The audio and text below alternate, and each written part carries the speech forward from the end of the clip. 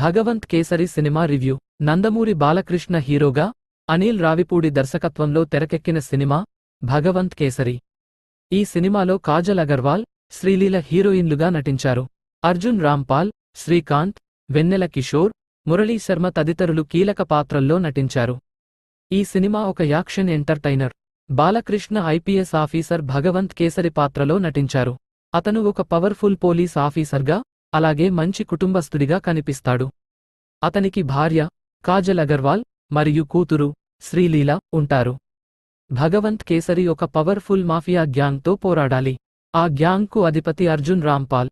భగవంత్ కేసరి తన విధిని నిర్వహించడంలో ఎలాంటి రాజీ పడడు.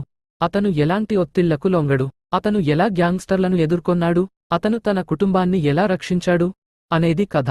బాలకృష్ణ తన అభిమానులను మెప్పించే పాత్రలో నటించారు. అతను యాక్షన్ సన్నివేశాల్లో అదరగొట్టారు.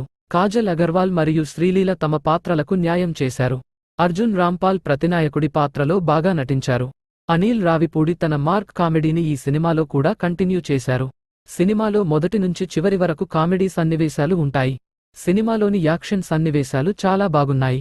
సినిమాటోగ్రఫీ మరియు సంగీతం కూడా బాగున్నాయి.